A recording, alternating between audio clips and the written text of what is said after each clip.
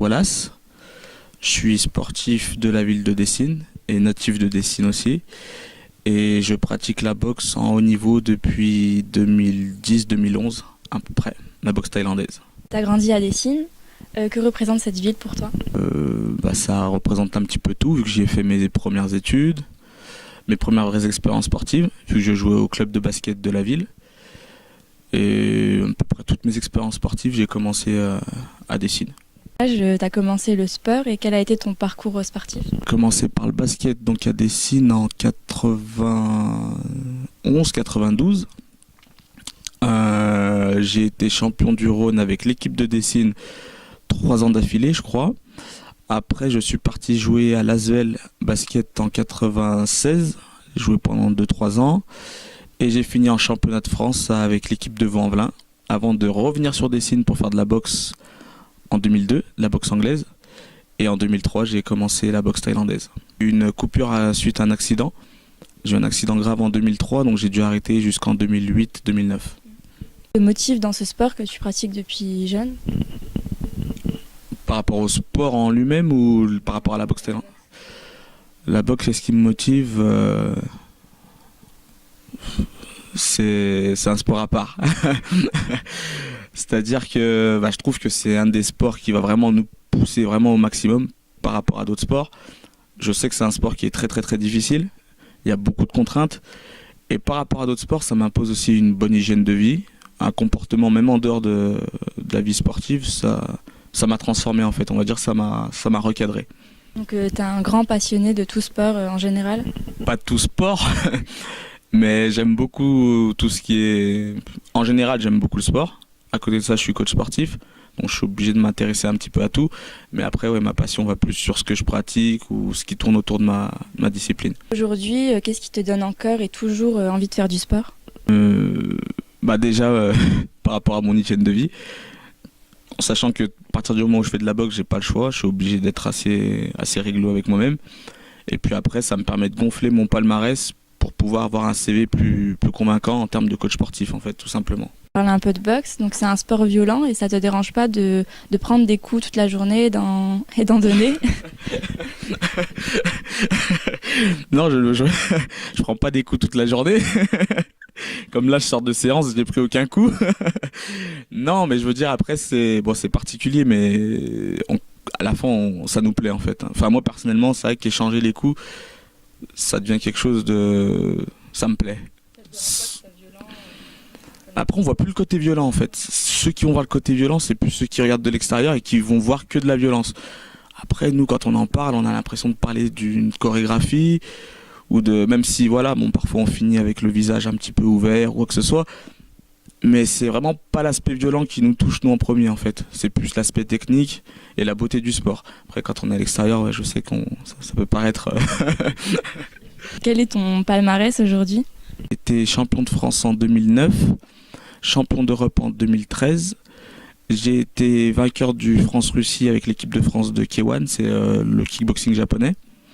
Et j'ai été sélectionné 4 fois avec l'équipe de France de boxe thaï pour les championnats du monde, où j'ai toujours fait quart de finaliste. Donc, quelle est selon toi ta principale qualité qui te permet aujourd'hui de réaliser ton objectif?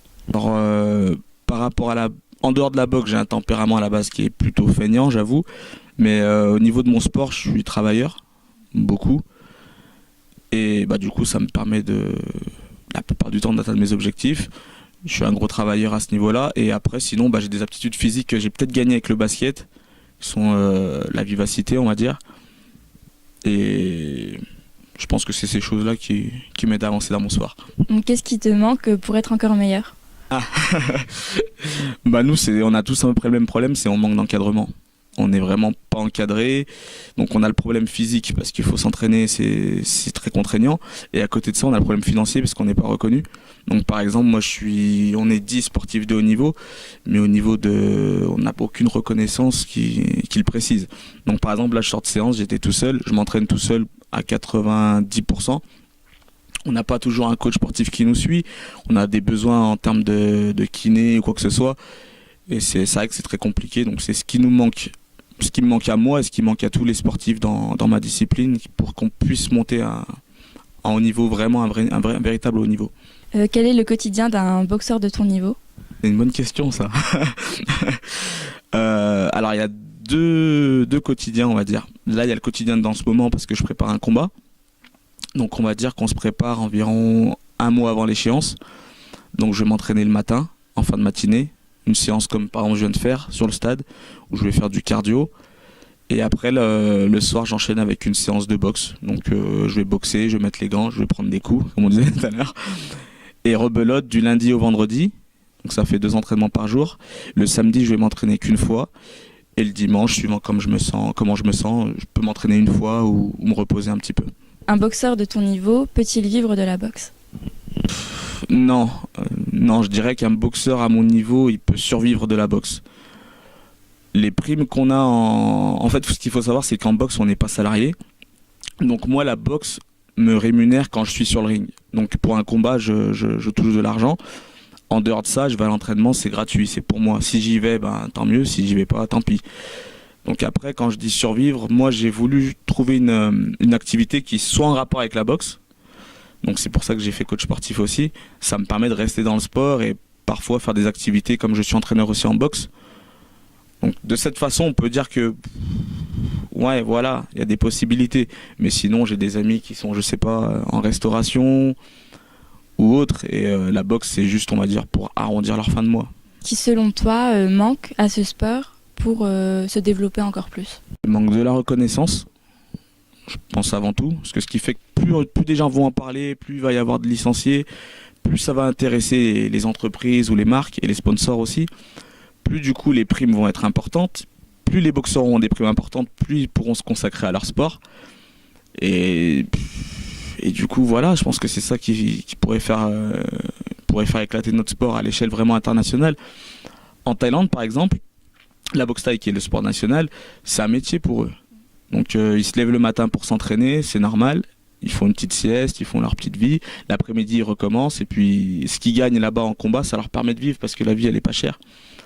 En France, c'est compliqué. Donc, il faut des supports comme le vôtre, comme d'autres aussi qui en parlent. Il faudrait aussi que les pratiquants aussi en parlent. Parce que ça, je trouve que c'est aussi ce qui manque dans notre sport. Les boxeurs vont beaucoup se plaindre qu'on n'est pas vu. Mais en même temps, eux-mêmes vont rien faire pour qu'on soit plus vu que ça. Donc, après, c'est l'exposition qui manque. Considères-tu que la politique des sports, pied-point, est bien organisée au niveau fédéral? Personnellement, je trouve pas. Ne serait-ce que dans mon sport, je crois que je connais peut-être 5 ou 6 fédérations différentes qui représentent le même sport.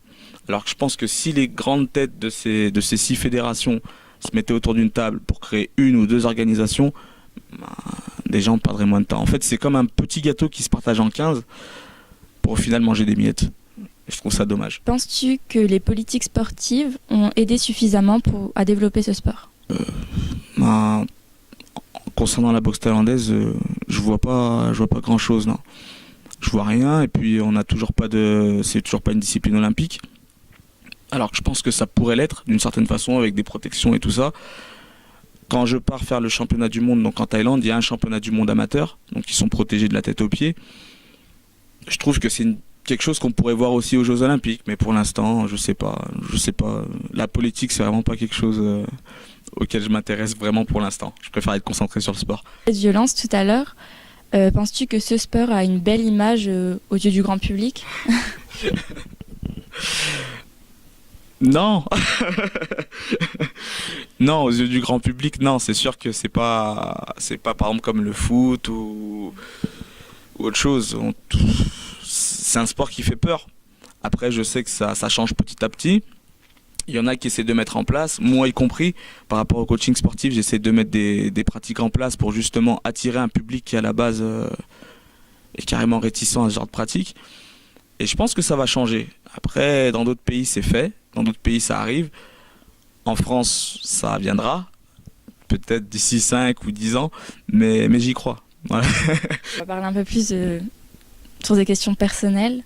Ouais. Donc, quels sont tes autres hobbies à côté, à part la boxe? En dehors du sport? Toujours dans le côté sportif, je m'intéresse un peu à tout ce qui est golf. J'aime beaucoup, ça détend. En termes de sport, j'aime aussi le tennis de table.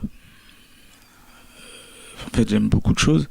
Et en dehors du sport, je m'intéresse aussi à tout ce qui est la musique urbaine, donc que je pratique aussi. Tout ce qui est production, enregistrement. Voilà, c'est quelque chose qui avant m'occupait beaucoup de temps, maintenant un petit peu moins justement à cause du sport, mais c'est quelque chose qui m'intéresse aussi. Enfin, avec tout ce que tu fais, tous les sports que tu pratiques, tu te considères comme un hyperactif? Non, je dirais pas ça parce que j'aime beaucoup faire la sieste aussi. Ça, je l'ai pas mis. Non, je suis pas hyper actif, mais c'est que j'aime bien en fait me lancer dans ce qui me passionne. Donc, dès que je suis passionné dans quelque chose, ben j'y vais. Je me dis, ouais, j'y vais à fond. J'ai pas l'impression de perdre mon temps. Mais sinon, non, je suis pas hyper actif. Merci, c'est fini. D'accord, merci à vous. Là, je vous donne tous rendez-vous sur Made in Live Sport pour suivre mon actualité.